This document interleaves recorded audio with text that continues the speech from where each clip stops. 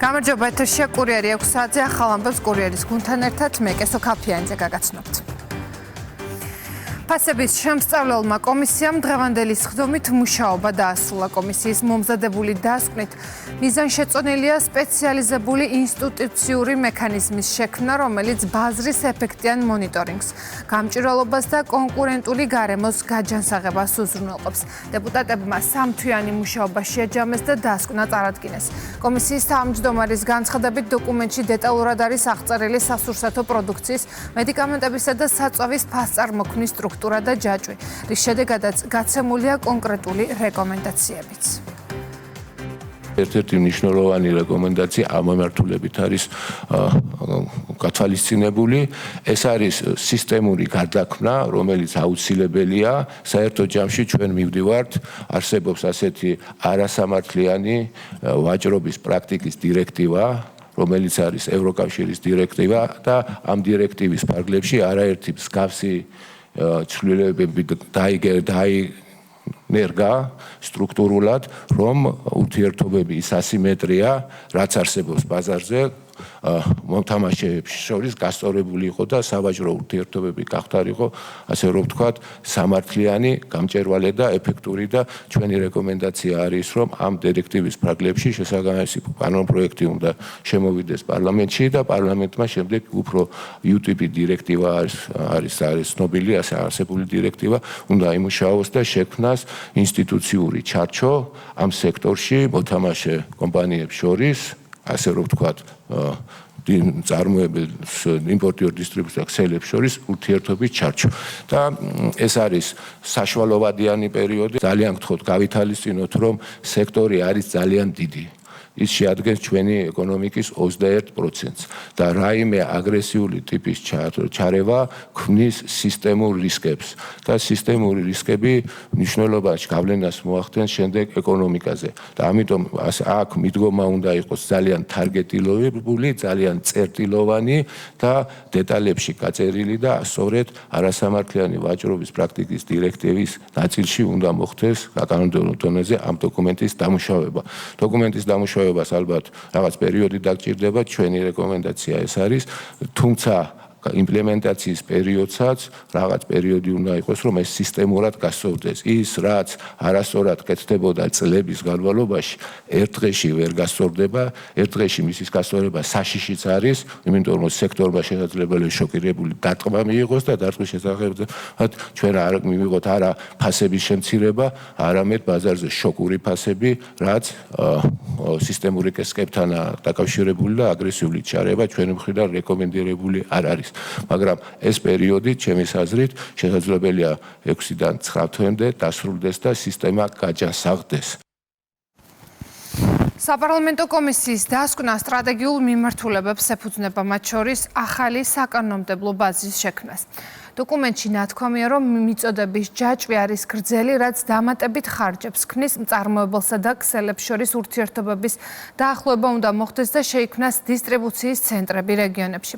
კომისია მედიკამენტებზე რეფერენტული ფასების სისტემის და ქრონიკული დაავადებების მართვის პროგრამის გაფართოების რეკომენდაციით გამოდის.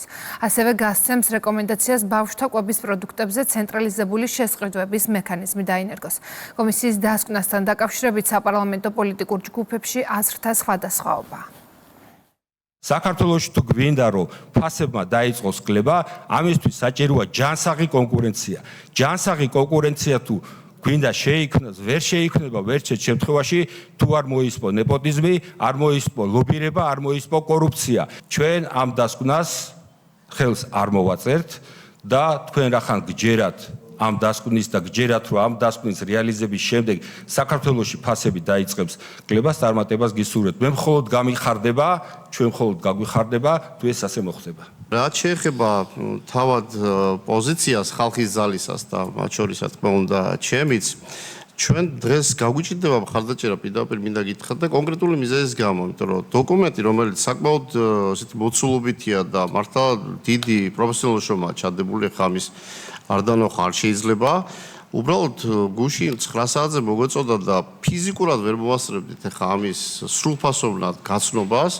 რომ სრულფასოვანი გადაწყვეტილება მიგვეყო და უფრო მეტად რაც შევამჩნიეთ ეს არის გავს უფრო სამეცნიერო ნამუშევარს რაც ესაც ალბათ საფუძვლად კარგი გამოსაყენებელია რომ სწორი რეკომენდაციები იქნას შემუშავებული. ხა 100 გვერდიანი დოკუმენტი მე ვერ ვიტყვი რომ ეს გამოუსადეგარია. თუმცა რეკომენდაციები კიდევ ერთხელ ვამბობ ნაკლებ წონადად არის წარმოდგენილი. ყველა ერთ რამეზე ვთანხმდებით, რომ ამ სფეროს ჭირდება რეგულაცია.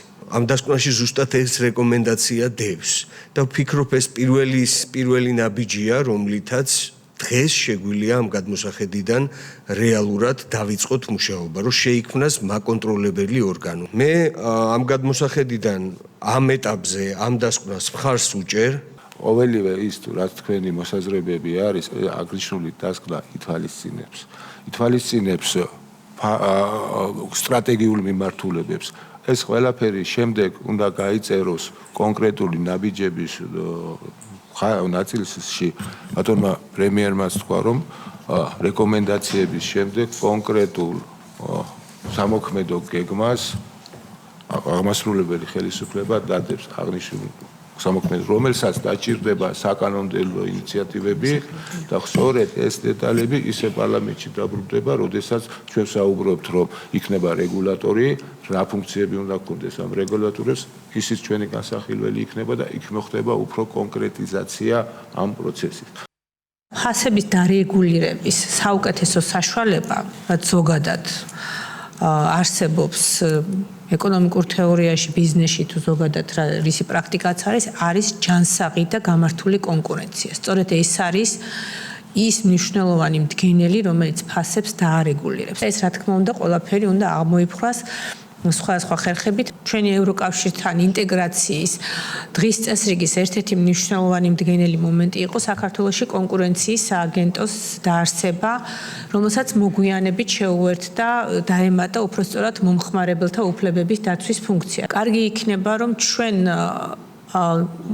კონკურენციისა და მომხმარებელთა უფლებების დაცვის სააგენტოს მოვთხოვოთ აი ამ ფუნქციის გაძლიერება, თუ რაიმე საკანონმდებლო ცვლილება არის საჭირო, რომ მან უკეთ აღასრულოს თავის ეს ფუნქცია, იმიტომ რომ მას ისედაც ევალება კონკურენციის კონტროლი ბაზარზე და რაღაცა მიზეზების გამო იგი ამას ვერ ასრულებს, სააგენტომ აქვს ხედულობაში, ამიტომ ჩვენ უნდა მივცეთ საკანონმდებლო ცვლილებების საშუალებით მას ამის აღსრულების საშუალება და სწორედ მან უნდა გაუწიოს მონიტორინგი სწორედ აი ამ ბაზარს, რომელზეც ჩვენ დავწმუნდით, რომ ნამდვილად არსებობს მონოპოლიური, ანუ საბაზრო ძალაუფლების ბრუტად გამოყენების ცალკეული შემთხვევები. კოორდინირებული კამპანია ქართული ეკლესიის წინააღმდეგ გრძელდება. ამჯერად ეკლესიას თავს ყოფილი პრეზიდენტი ესხმის. პატიმარი მიხეილ სააკაშვილი საპატრიარქო არჩევნებს რუსულ სპეცოპერაციას უწოდებს და წერს, რომ ამ პროცესის სცენარი ლუბიანკაზე დაიწერა. სააკაშვილის განცხადებები არ უკვით ქართულ ოცნებაში, სადაც ეკლესიის წინააღმდეგ დიდი ხნის წინ დაწყებულ კამპანიაზე საუბრობენ. მათი თქმით, სააკაშვილი ამ კონკრეტული განცხადებით არა მხოლოდ საკუთარ, არამედ მთელი ოპოზიციის პოზიციას აფიქსირებს. ძალიან მიკვირს მედიის, რომელიც ისე აქტიურად აშუქებს პატრიარქის ეგრეთ წოდებულ არჩევნების რუსულ სპეცოპერაციას, ვითომ მართლა რაიმე კონკურენტულ პროცესთან ჰქონდეს საქმე და ინტრიგა რჩებოდეს.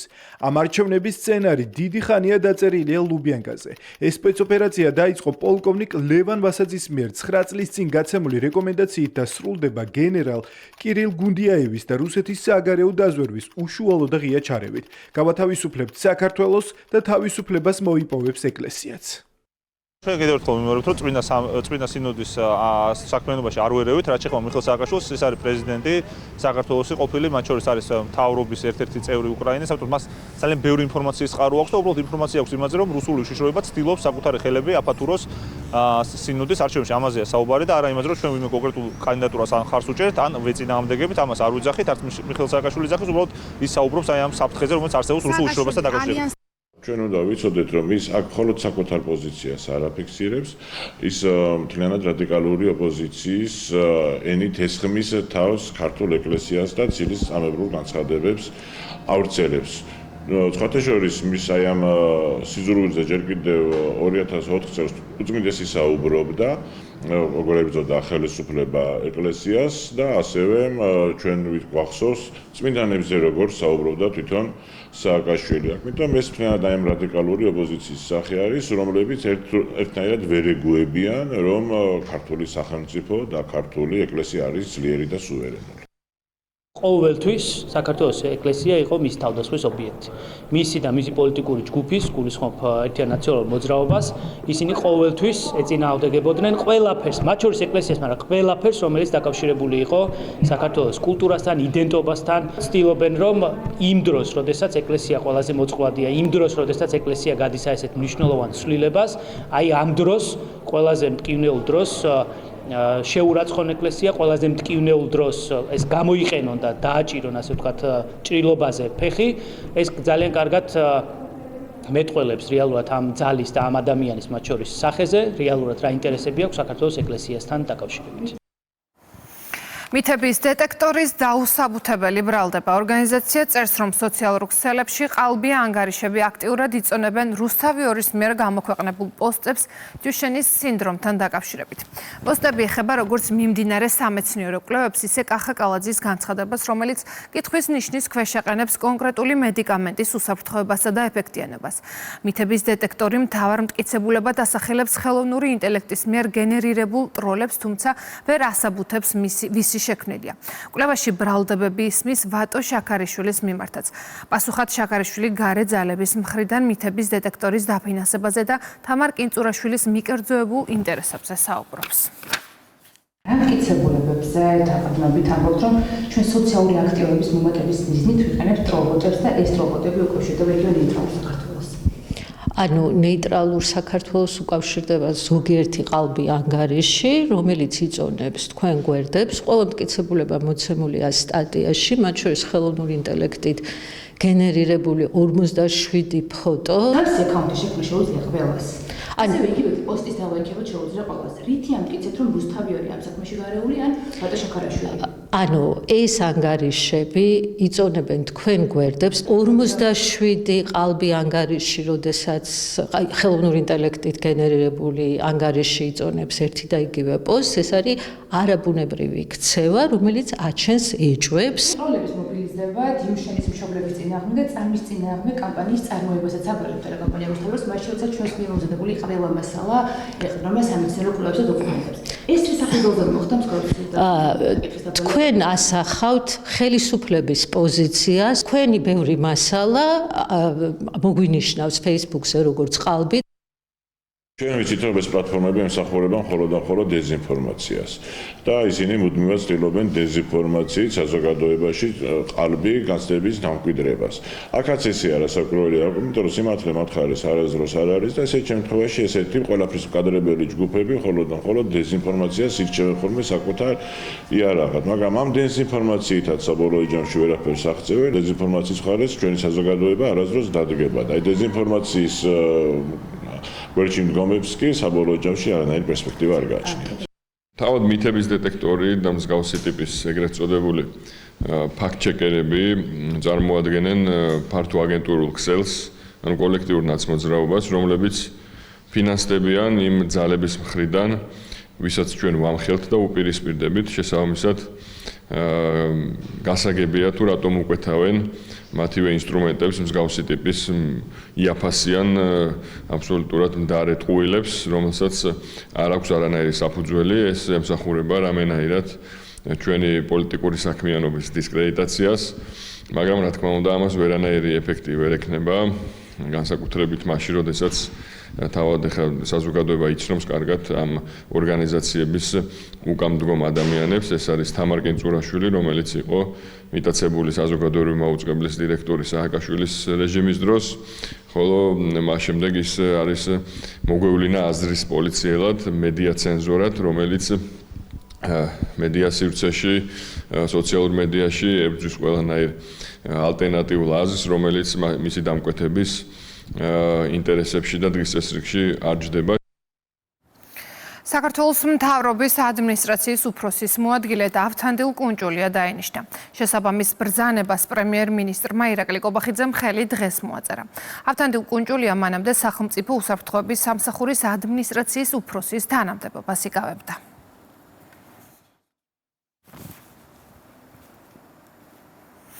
სახელმწიფო უსაფრთხოების სამსახურის უფროსმა გეკა გელაძემ სპეციალური ოპერაციების დეპარტამენტის პირად შემადგენლობას ახალი ხელმძღვანელი რომან ქარცივაძე წარუდგინა. გეკა გელაძემ რომან ქარცივაძეს თანამდებობაზე დანიშნა, მიულოცა და მომავალ საქმიანობაში წარმატება უსურვა. გეკა გელაძემ მოადგილებთან და სპეციალური ოპერაციების დეპარტამენტის ახალ დირექტორთან ერთად ბაზაზე არსებული ინფრასტრუქტურა შეარაღება და საბრძოლო ტექნიკა დაათვალიერა.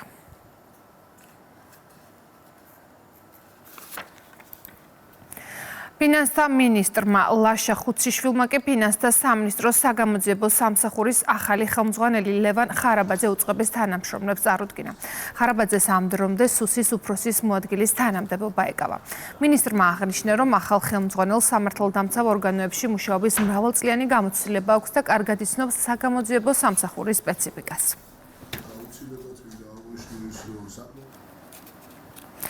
შინაგან საქმეთა მინისტრმა სულხან თამაზაშვილმა მომსახურების სააგენტოს თანამშრომლებს ახალი ხელმძღვანელი შალვა კბელაშვილი წარუდგინა.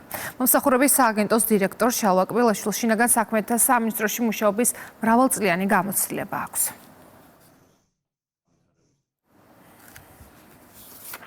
დღეიდან საგზაო მოძრაობის წესებთან დაკავშირებული რიგი საკანონმდებლო ცვლილებები ამოქმედდა. გაიზარდა სანქციები მათ შორის ისეთ დარღვევებზე, როგორიცაა ღვედის გამოუყენებლობა და სიჩქარის გადაჭარბება. ასლარამდე გაიზარდა ჯარიმა სატრანსპორტო საშუალების გზაზე მანევრირების წესების დარღვევისთვის. 50-დან 100-ლარამდე გაიზარდა სანქცია 15 კმ/სთ-ზე მეტი, მაგრამ არა უმეტეს 40 კმ/სთ სიჩქარის გადაჭარბებისთვის. ასევე დღეიდან 40 ლარამდე გაიზარდა ჯარიმა ღვედის გამოუყენებლობისთვის და ავტომობილის მართვის დროს მძღოლის მიერ მობილური სარგებლობისთვის. აღნიშნული ცვლილების შემუშავების დროს გათვალისწინებული იქნა ისეთი ტიპის სამართალდარღვევებზე ადმინისტრაციული სანქციების გაზრდა, რომელიც ყველაზე მეტად იწვევდა გზებზე ავტოსაგზაო შემთხვევებს, მოქალაქეთა დაშავებას და გარდაცვალებას. პირველ რიგში აღნიშნული ცვლილება შეეხება სიჩქარის გადაჭარბებას, მანევრირების წესის დარღვევას და სხვადასხვა კონკრეტულ სამართალდარღვევებს, რომელთა ანალიზის შედეგად დადასტურდა, რომ აღნიშნული სამართალდარღვევები ყველაზე მეტად იწვევდა გზებზე ავტოსაგზაო შემთხვევებს. ჩვენ მოუწოდებთ თითოეულ მძღოლს დაიცვან საგზაო მოძრაობის წესები, შინაგან საქმეთა სამინისტრო გააგრძელებს ეფექტურ კონტროლს თითოეულ სამართალდარღვევაზე და სამართალდარღვევის გამოვლენის შემთხვევაში ბუნებრივია მოხდება შესაბამისი მძღოლების დაჯარიმება. თბილისის საქალაქო სასამართლოში გიგა ავალიანის საქმეზე დაკავებული 2 არასრულწლოვნის საქმის განხილვა მიმდინარეობს. დღეს პროცესზე ავალიანის დედა დაზარალებულის ადგილმონაცვლე ეკა კუპატაძე საკუთარ პოზიციას კიდევ ერთხელ დააფიქსირებს. დემეტრე ჩიქოვანს ბრალად ედება ჯანმრთელობის განზრახ მძიმე დაზიანების მომზადება, ანა ნასყიდაშვილს კი განსაკუთრებით მძიმე დანაშაულის შეუტყობინებლობა. ჩემი პოზიცია არის ურყევი, უცვლელი, მაქსიმალური სასჯელი ყველას, ვისაც კი რაიმე დოზით წილი მიუძღვის ჯანმრთელი უდანაშაულოს პედაგოგი გიგა ავალიანის მკვლელობაში. ის ბრალდებულები, რომლებზედაც უკვე დამდგარია განაჩენი გასამართლენ გიგა ავალიანის თავდასხმის ფაქტთან დაკავშირებით, უკვე დასრულებული დანაშაულისთვის, ხოლო დღევანდელ სასამართლოს ხდომაზე ბრალდებულთაგან ერთს ბრალად ედება ამ დანაშაულის მომზადება, ხოლო მეორე მათგანს ამავე დანაშაულის შეუტყობინებლობა. ამიტომ კავშირი ნამდვილად არსებობს, არსებითად მნიშვნელოვანი კავშირი ამ განაჩენსა და მიმდინარე საქმეს შორის, ამიტომ ეს განაჩენი უნდა ერთოს მიმდინარე სისხლის სამართლის საქმეს. მის გარდა ბრალდების მხარე იშუამდგომლებს არასრულწლოვანი მოწმის ნია იმნაძის იძულებით მოყვანის თაობაზე, ვინაიდან ის ყველა გზით შეეცადა, რომ თავი აერიდებინა სასამართლოს წინაშე პასუხისმგებლობისთვის და მოსულიყო ჩვენების მისაცემად. ჭიათურა მენეჯმენტ კომპანიამ წლიური შედეგები და განვითარების სტრატეგია წარადგინა. ისაუბრეს ჭიათურაში წარმოების განახლების მიზნით განხორციელებულ რეორგანიზაციის შედეგებზე, საწარმოს ტექნიკურ-ეკონომიკურ მაჩვენებლებზე და კომპანიის მიღწევებზე. რეორგანიზაციის ფარგლებში ჭიათურის საწარმოებში სულ 2500-ზე მეტი ადამიანი დასაქმდა. დაინერგა განახლებული სახელფასო სისტემა და ახალი სადაზღვევო პაკეტი. მეტი დეტალით ჩვენი იმერეთის ბიუროს კორესპონდენტი ნესტან ჩაგელიშვილი გვერდდება ჭიათურიდან. დიახ, ჭიათურა მენეჯმენტ კომპანიამ წლიური შედეგების გეგმა და განვითარების სტრატეგია წარადგინა, ღონისძიება მოეწყო კულტურის ცენტრში და წარმოდგენილი იყო ის განხორციელებული სამუშაოები, რომელიც კომპანიამ 1 წლის განმავლობაში განახორციელა. სწორედ 1 წლის წინ დაწყებული რეორგანიზაციის ფარგლებში რომელიც განხორციელდა წარმოების გაზრდის მიზნით, ჭიათურაში არაერთი სამუშაოები განახორციელა კომპანიამ. ამ დროის განმავლობაში სრულად აღდგა მუშაობა ყველა მაღაროში, მოეწყო გარკვეული და განხორციელდა გარკვეული სამუშაოები, ჩატარდა როგორც აღდგენითი სამუშაოები, ასევე რაც მთავარია, მოეწყო უსაფრთხო სამუშაო გარემო თანამშრომლებისთვის. როგორც დღეს ღონისძიებაზე კომპანიის წარმომადგენლებმა განაცხადეს, იმ დროისათვის, როდესაც იწყებოდა წარმოების გაუმჯობესების მიზნით რეორგანიზაცია, ჭიათურაში სიტუაცია იყო უკიდურესად რთული, თუმცა ამ დროის განმავლობაში უკვე მოხდა გარკვეული რეზულტატის დადება. ამუშავდა ყველა მაღარო, განხორციელდა სხვადასხვა სამუშაოები, როგორც ტექნიკური მიმართულებით, ასევე რაც მნიშვნელოვანია, მოეწყო სახელმწიფო სისტემა, ახალი სახელმწიფო სისტემა კომპანიაში დასაქმებულ თანამშრომლებს გაიზარდათ ხელფასი, გაუმჯობესად სამუშაო გრაფიკი, გაუმჯობესდა მათი ტრანსპორტირება, ყველა მაღაროზე მოეწყო სასადილოები და ასევე შეიცვალა კვების რაციონი თანამშრომლებისთვის. ამ 1 წლის განმავლობაში კომპანიაში 2500-ზე მეტი ადამიანი დასაქმდა. კომპანიის წარმომადგენლებმა, როგორც აღნიშნეთ, გაიხსენეს ის გამოწვევები, რაც 1 წლის წინ ჭიათურაში არსებობდა და მათი თქმით, დღეისათვის შეიძლება ითქვას, რომ სიტუაცია უკვე არის მართებული და აქვთ გარკვეული რეზულტატი მათ განხორციელებული სამუშაოებში და მიმდინარე პროცესებში, გარკვეული მხარდაჭერისა და კოორდინაციისათვის მადლობა გადაუხადეს როგორც ცენტრალურ, ასევე ადგილობრივი ხელისუფლების წარმომადგენლებს. კომპანიის წარმომადგენლების განცხადებით, ეხლა მიმდინარეობს მუშაობა 5 წლიან და მუშაობა და ხორციელდება უკვე 5 წლიანი სამოქმედო გეგმა და დამატებით მიმდინარეობს მუშაობა 5 წლიან სამოქმედო გეგმაზე. პირველ რიგში აღნიშნავდა საზოგადოებასაც შევახსენებთ, რომ 1 წლის წინ ჩვენ შევიმუშავებთ სამხრივი კომისიის სამუშაო ჯგუფის ფორმატში რეაბილიტაციის გეგმა, დავსახეთ ამოცანები და მთავარი გამოწვევა იყო სამუშაოების აღდგენა და დღეს ჩვენ ამაყად მოვახდინეთ შეჯამება რეაბილიტაციის გეგმის შესრულებასთან დაკავშირებით, მივახციეთ ყველა იმ პარამეტრს, რომელიც გეგმაში ჰქონდა გაცხადებული და უფრო მეტიც დავდეთ 5+5, ანუ 10 წლიანი მუშაობის გეგმა, რომელზეც კომპანია მზად არის სამომავლოდ ჭიათურაში განახორციელოს. გამოწვევებით სავსეა, რა თქმა უნდა, ჩვენი წარმოება, თუმცა კომპანიას აქვს ხედვა ამ გამოწვევების ბრძოლის და პირველ რიგში უნდა აღვნიშნოთ, რომ ეს გამოწვევები, რომელიც დაძლეული არის ამ ეტაპზე, არის ერთობლივად მუშაობის შედეგი.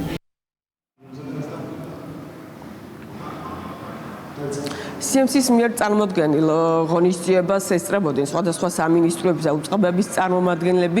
ჯანდაცვის მინისტრის განცხადებით, 1 წლის წინ, როდესაც ხდებოდა რეორგანიზაცია, იწყებოდა, სიტუაცია იყო რთული, არსებული კონფლიქტის ფონზე, რომელი კონფლიქტით იყო ხელოვნურად მართული და მისი თქმით, იმ დროისათვის ხელისუფლების მიდგომა იყო მართებული, როგორც მიხეილ სარჯოლაძემ განაცხადა, ეხლა მნიშვნელოვანია, რომ კომპანიამ წარმოდგენილი სამუშაოები სრულად განახორციელოს, რაც დადებითად აისახება როგორც ერთის მხრივ კომპანიის, ასევე თანამშრომლების კეთილდღეობისათვის.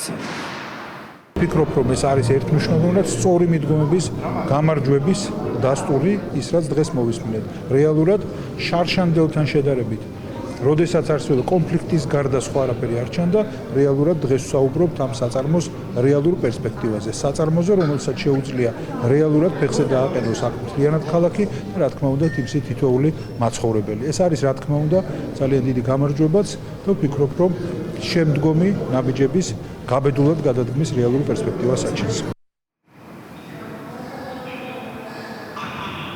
როგორც უკვე აღნიშნეთ, ღონისძიება არის დასრულებული და კომპანიამ 1 წლის განმავლობაში განხორციელებული სამუშაოების პრეზენტაცია გამართა და ასევე დაგეგმილი სამუშაოების პრეზენტაციაც განახორციელა.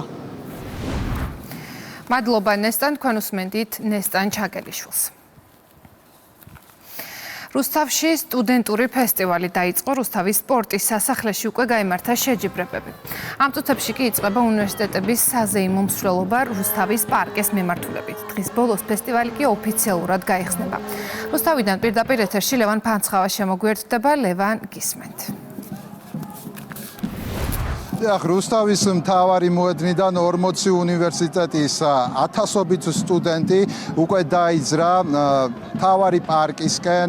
ისინი სხვადასხვა აქტივობებით მოემართებიან ცენტრალური პარკისკენ. მათ აქვს დაგეგმილი სხვადასხვა აქტივობები, რომელიც საინტერესოა, ასე რომ ვთქვათ, არა მხოლოდ სტუდენტებისთვის, არამედ იმ ადამიანებისთვის, რომლებიც სტუდენტურ ფესტივალს ესწრებიან. ერთ-ერთი გამორჩეული შეიძლება ითქვას, რომ იყოს აავიაციო უნივერსიტეტი ჩვენ რუსთავის რამდენიმე წუთის წინ ხედავდით ვერტმფრენებს ერთგვარი პერფორმანსი დაადგეს ამით სტუდენტებმა როგორც გითხარით 1000ობით სტუდენტია მთელი ქვეყნიდან ჩამოსული დღეს რუსთავში და დილიდან მიმდინარეობს როგორც სპორტული ასევე კულტურული შემეცნებითი ღონისძიებები და სხვადასხვა მიმართულებით სპორტული კუთხით გამოვლენილები არიან გამარჯვებულებიც. სტუდენტური ფესტივალი გაგრძელდება 21 ივნისამდე 14 ივნის დიდი მარათონია თბილისში დაგეგმილი, თუმცა ამ დღეების განმავლობაში როგორც რუსთავში, ასევე ჩვენი ქვეყნის სხვა დიდ ქალაქებში გაიმართება არაერთი კულტურული და შემეცნებითი, ასევე სპორტული ღონისძიებები, გამოვლინდებიან გამარჯვებულები და ისინი დაჯილდოვდებიან სწორედ 21 ივნისს, როდესაც საზეიმოდ დაიხურება ფესტივალი. მანამდე კი დღეს 8 საათზე რუსთავის პარკში გაიხსნება ოფიციალურად სტუდენტური ფესტივალი. სახელმწიფო გუნდის წარმომადგენლები მიმართავენ სცენიდან სტუდენტები, რომლებსაც ჩვენ ვესაუბრეთ, ამბობენ, რომ სტუდენტურ ცხოვრებაში ეს ფესტივალი ძალიან დიდ ადგილს იკავებს. სტუდენტური ფესტივალი არის ძალიან მნიშვნელოვანი ჩემი თვალსაზრისით, იმიტომ რომ სტუდენტებს აძლევს უფრო მეტ мотивაციას, ერთობიან სხვადასხვა სახის აქტივობებში და არაფორმალურ განათლების თვალსაზრისით ერთ-ერთი ყველაზე მნიშვნელოვანია ჩემი აზრით.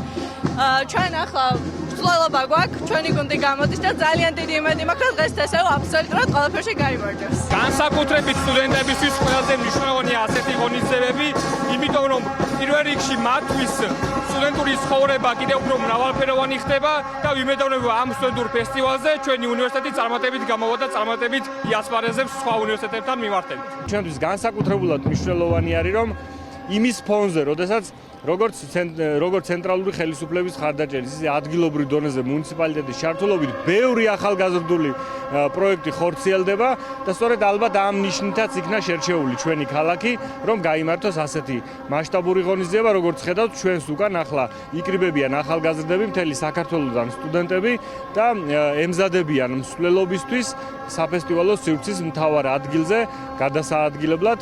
ჩვენ გვაქვს ამბიცია, გვაქვს რეალური შესაძლებლობა, რომ გავაცხადო და ვთქვათ, რომ რუსთავი არის ნამდვილად ახალგაზრდული ქალაქი.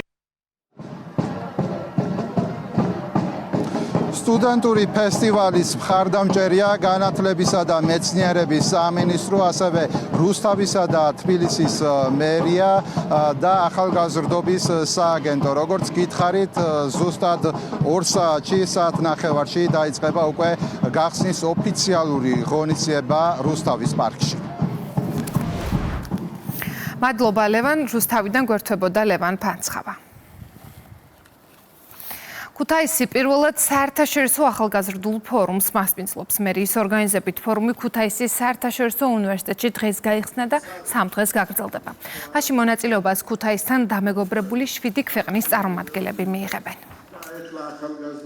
ქუთაისი მასპინძლობს ჩვენი დამეგობრებული და პარტნიორი ქალაქებიდან ახალგაზრდებს. დიდი იმედი მაქვს, რომ ფორუმი სამომავლოდაც დაიდებს ისეთ საფუძვლებს, რომ ყოველწლიურად გავაგრძელებთ და ასევე მნიშვნელოვანი არის, რომ ჩვენმა ახალგაზრდებმა გაუზიარონ ჩვენს პარტნიორ და დამეგობრებული ქალაქებიდან ჩამოსულ ახალგაზრდებს თავიანთი ცოდნა, თავიანთი შეხედულება დღევანდელ პოლიტიკურ სიტუაციაზე და ჩვენთვისაც მნიშვნელოვანი არის, რომ მათაც მოვუსმინოთ და მათგანაც გავიგოთ და მივიღოთ ისეთი რჩევები, რაც იქ ახალგაზრდებთან არის უკვე დიდი ხანია დანერგილი. ჩვენი უნივერსიტეტი ძალიან მნიშვნელოვანია რომ უმასპინძლოთ საერთაშორისო ფორუმებს, იმიტომ რომ თვისებრივად უნივერსიტეტი არის საერთაშორისო იდეების და საერთაშორისო სისტემის მატარებელი უნივერსიტეტი. აქედან გამომდინარე, ჩვენ მოხარულები ვართ რომ მასპინძლობთ ამ ფორუმს შესაბამისად და მზად ვართ რომ მსგავს ტიპის აქტივობების ხარი დაუჭიროთ და უმასპინძლოთ სამომავლოდაც. ახალგაზრდული ინიციატივები და ახალგაზრდების მონაწილეობა გადაწყვეტილების მიღების პროცესში ძალიან მნიშვნელოვანია ქვეყნისთვის. განსაკუთრებით საერთაშორისო ასპარეზზე ჩართულობა და განათლების, მეცნიერებისა და ახალგაზრდობის სამინისტრო აქტიურად გააგრძელებს ჩვენი ახალგაზრდების და მსგავსი ინიციატივების მხარდაჭერას. საქართველოს პროფკავშირების გაერთიანებამ შრომელთა სოლიდარობის საერთაშორისო დღე აქციით აღნიშნა. ტყიბულში პროფკავშირები ახალ კამპანიას იწყებს, რომელიც მთელი ქვეყნის მასშტაბით ხელმოწერების შეგროვებას ითვალისწინებს მინიმალური ხელფასის დადგენისთვის და მონოინდუსტრიულ ქალაქებში ალტერნატიული სამუშაო ადგილების შექმნისთვის. სპეციალურად ამ დღესთვის საქართველოში იმყოფებიან ნორვეგიის პროფესიული კავშირების გაერთიანების წარმომადგენლებიც. ალტერნატიული სამუშაო ადგილები ნიშნავს იმას, რომ მხოლოდ მაღაროებზე და შახტებზე არ უნდა იყოს მოსახლეობა დამოკიდებული და ისე დიდებული მხარეს, როგორც იმერეთია, იგივე ჭიათურა, ტყიბული და ასე შემდეგ, აქვს სხვა საშუალება, რომ ის ვითარდებოდეს როგორც ტურიზმის, ისე სოფლის მეურნეობის, ისე ტექსტილის და სხვადასხვა ესე ვთქვათ, ბიზნეს სექტორების მხრივ რა საშუალებაც აქვს შრომის ბაზარს. კურიერებისა და ტაქსის მძღოლების საპროტესტო მსვლელობა თბილისში რამდენიმე ლოკაციაზე. ისინი სამუშაო პირობებს აპროტესტებენ, როგორც კურიერები და ტაქსის მძღოლები აღნიშნავენ, მათთვის დასაქმებულ კომპანიებში მომსახურების არსებულ ტარიფზე მუშაობა მიუღებელია. დღესვე იგივე მოთხოვნებით საპროტესტო აქცია გაიმართა ქუთაისსა და ბათუმშიც. ჩვენი პროტესტის აზრი ის არის, რომ ტაქსებში და კურიერებშიც მოიკლო ანაზღაურება. კომპანიები არაფერში არ გვეხმარებიან. ელემენტარული რაღაცა ფასდაკლებაც რო გაგვიკეთონ კურიერებს კვების ობიექტებში და ცოტა შეღავათიან ფასებში მივირთვათ, ეგეც არ აქვს. ანუ არანაირი პასუხისგებლობა არ გააჩნიათ ჩვენს მიმართ, იმიტომ რომ გთვლიან პარტნიორებად და არც შრომითი უფლებები გვაქვს, არც გვისმენენ. ავართ მაგალითად შეხვედრაზე ოფისში და გვირდებია რომ გამოსწორდება, მაგრამ არაფერი არ სწორდება. ბრიტანეთი გარე ჩარევებს ებრძვის. გაერთიანებული სამეფოს მთავრობა უახლოეს კვირებში დაჩქარებული წესით წარადგენს ახალ კანონმდებლობას, რომელიც უცხო ქვეყნების სასარგებლოდ მოქმედი პირებისა და ჯგუფების მტრული საქმიანობის აღკვეთას ისახავს მიზნად. ბრიტანეთის შინაგან საქმეთა დეპარტამენტის განცხადებით, საკანონმდებლო ცვლილებების საფუძველზე უწყებას მიენიჭება ახალი უფლებამოსილება აკრძალოს იმ ორგანიზაციების ფუნქციონირება, რომლებიც უცხოური სახელმწიფოების მიერ ფინანსდებიან და საფრთხეს უქმნიან ქვეყნის ეროვნულ უსაფრთხოებას.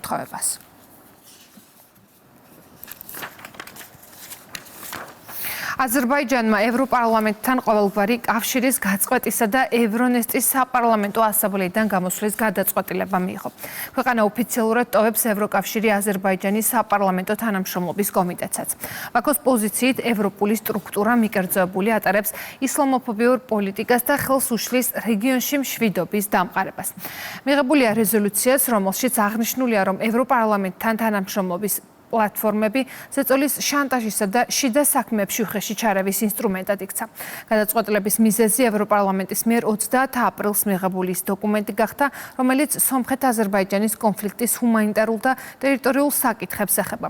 საკითხთან დაკავშირებით აზერბაიჯანის საგარეო საქმეთა სამინისტროში დღეს ევროკავშირის ელჩი დაიბარეს და რეზოლუციაში შემავალი უსაფუძვლო და მიკერძოებული დებულებები მკაცრად დაკმეს. კიევსა და ევროპულ დედაქალაქებს შორის დაძაბულობა მწვავდება. მიზეზი ვოლოდიმერ ზელენსკის ევროინტეგრაციის დაჟინებული მოთხოვნა. სტატიას Financial Times აქვეყნებს და წერს, რომ ევროკავშირის ლიდერების უარმა გაწევრიანების პროცესის დაჩქარებაზე კიევში იმედგაცრუება გამოიწვია. გამოცემის ცნობით, ბოლო კვირების განმავლობაში საფრანგეთმა და გერმანიამ ეტაპობრივი ინტეგრაციის ინიციატივა წამოაყენეს. გეგმის მიხედვით რეფორმების სანაცვლოდ უკრაინა სიმბოლურ სარგებელსა და ევროკავშირის მექანიზმებთან ეტაპობრივ წვდომას მიიღებდა. გამოცემის წყაროების თქმით, პრეზიდენტმა დიპლომატებს უკვე დაავალა, რომ მსგავსი წინადადებები არ განიხილონ. რეკლამის შემდეგ კურიერი ეთერში ბრუნდება, განვაგრძობთ გამოშვებას. საქართველოს ევროპის პედიატრთა აკადემიის ფორუმს პირველად მასპინძლობს საერთაშორისო კონფერენციაზე ბავშვთა ჯანმრთელობის მნიშვნელოვან გამოწვევებზე და მომავლის გეგმებზე ისაუბრეს. შეხვედრა 30 აპრილს დაიწყო და 3 მაისის ჩათვლით გაგრძელდება. პროგრამა ეხება პედიატრიას და მის მომიჯნავე სპეციალობებს, განხილულია საინტერესო საკითხები, ახალი პროტოკოლები და გაიდლაინები, რომლებიც ევროპაში უკვე დანერგილია, ზოგიერთი ჩვენთანაც არის დანერგილი და ძალიან საინტერესო შეხვედრა არის, რომელიც მიმდინარეობს ამ ეტაპზე. ყველაზე მნიშვნელოვანია, რომ ეს არ არის მხოლოდ სამეცნიერო კონფერენცია. ძირითადი აქცენტი კეთდება სწორედ პრაქტიკულ მედიცინაზე, როგორ უნდა დანერგოს საქართველოში პედიატრმა ის მიღწევები, რომელიც დღეს არსებობს ბავშვთა ასაკის, როგორც გავრცელებული, ისე იშვიათი დაავადებების მართვის თვალსაზრისით. ჩამოვიდა ის ექსპერტები, რომლებსაც დღეს ევროპაში გადამწყვეტი სიტყვა ეკუთვნით ამა თუ იმ დისციპლინაში დაავადებათა მართვისა და დიაგნოსტიკის თვალსაზრისით. ეროვნულ მუზეუმში საქართველოს ტერიტორიაზე პურის ხორბლის წარმოშობის უძველესი კერის დამადასტურებელი უახლესი სამეცნიერო კვლევის შედეგების პრეზენტაცია გაიმართა. ამერიკის შეერთებული შტატების მეცნიერებათა ეროვნული აკადემიის ჟურნალში გამოქვეყნებული კვლევა ადასტურებს, რომ საქართველოს პურის ხორბლის წარმოშობის დამოუკიდებელი და დღეისათვის დოკუმენტურად დადასტურებული უძველესი კერაა. ასევე ისრაელის ვაისმანის ინსტიტუტში დადასტურდა, რომ საქართველოს ნეოლითურ ნამოსახლარებში გამოვლენილი მასალა პურის ხორბლის არსებობის მსოფლიოში უძველეს მტკიცებულებას წარმოადგენს. თავმად შეგვიძლია ვთქვათ, რომ 8000 წლის წინ ჩვენი წინაპრები ამზადებდნენ ღვინოს და უკვე მოშინაურებული ჰქონდათ ხორბალი. ეს არის ძალიან დიდი მეცნიერული აღმოჩენა, რომელითაც საქართველოს კიდევ ერთხელ ხვდება რუკაზე, მეცნიერულ რუკაზე, სადაც ხდება ინოვაციები სწორედ მიწათმოქმედებაში, ასე რომ საქართველოს არის ერთ-ერთი უძველესი ცენტრი ინოვაციური მიწათმოქმედების. დღეს ძალიან დიდი დღეა ნამდვილად, არა მხოლოდ სამეცნიერო საზოგადოებისთვის და ულოცავ მთელ საქართველოს ჩვენ ეს ნამდვილად ასობით წლის მანძილზე ვიცოდით, მაგრამ ამის დადასტურება სამეცნიერო დონეზე არის მსოფლიო დონის აღიარება, რასაც ნამდვილად ჩემ თავსაც, ჩემ ქვეყანასაც და ჩვენ ხალხსაც ვლოცავ. ეს ხელს შეუწყობს კიდევ უფრო მეტად განვითარდეს სოფლის მეურნეობაში, კონკრეტულ დღეს მიმართულება, გაჩნდეს კიდევ ერთი საექსპორტო პროდუქტი, კიდევ ერთი შესაძლებლობა გახდეს ტურიზმისთვის დამატებითი ტურისტული ვიზიტულობის ცენტრის. კურიერი 6-ზე დასრულებულია, მე დღეს ამით გემშვიდობებით, ეთერს კი ვუთმობ სპორტს და ლაშადვალიშვილს. თქვენ კი შეგახსენებთ, რომ მეტი ინფორმაციისთვის ეწვიეთ ჩვენს ვებგვერდს rustavi2.gr-დან დაასკანერეთ QR კოდი და შემოგვიერთდით rustavi2-ის Facebook გვერდზე. ნახვამდის.